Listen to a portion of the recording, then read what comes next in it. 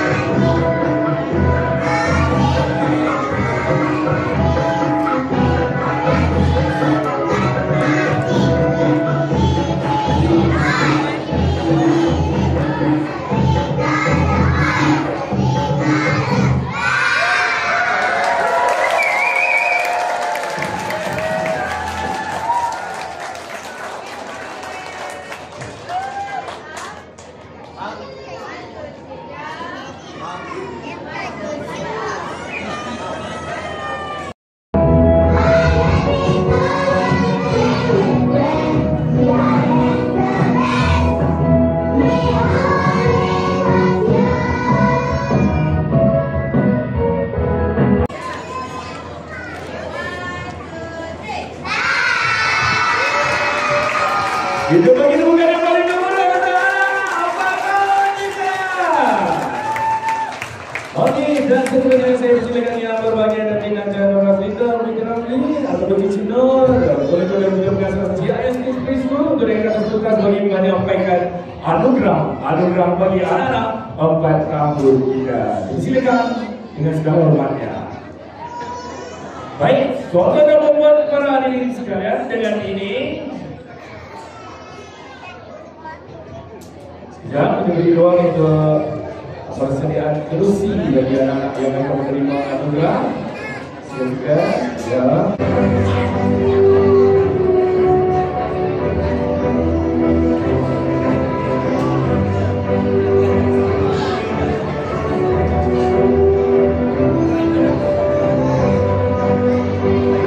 Teman negeri ini dipersilakan yang berbahagia dan seperti cerita untuk menyampaikan anugerah kepada pelajar-pelajar 4 tahun GIS 2024. Penerima anugerah Most Outstanding Ali Muhammad Lut Syarkawi bin Muhammad Syahir 4C2, Hujayan bin Ahmad Faiz, Muhammad Aidin Yusmatin bin Edi Yusman, Fatima Isabella binti Abdul Hafiz. Penerima anugerah Great Leadership Aurora Fatia binti Abdul Batam, Airin Zahana binti Abdul Bani, Arya Misari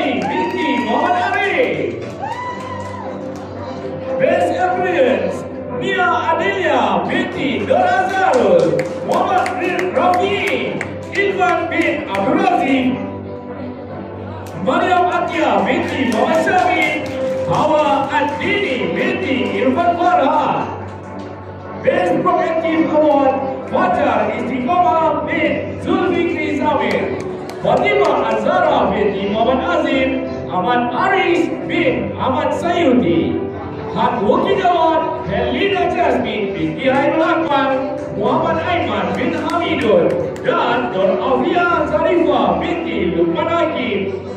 Dan Super Learning Award, Marcela Kisha Zuleika binti Muhammad Syaril, Anissa Nurul Azkia binti Muhammad Fazrul Azli, dan Nur Zara binti Muhammad Yazri.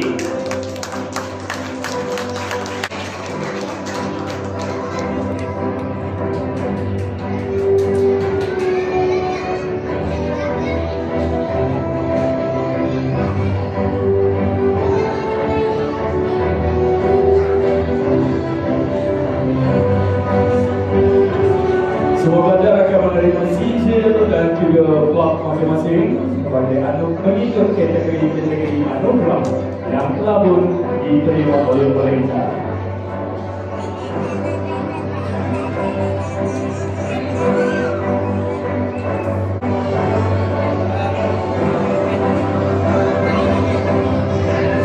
Baik, semua pada depan, sayang, semua pada depan. Semua pada depan, pegang sijil dulu.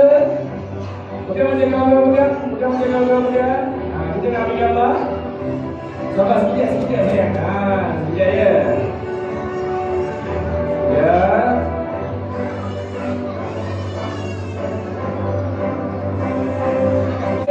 Cikgu, selesai? Belum. Ada lagi yang belum terima. Ya. Bagi semua ini juga.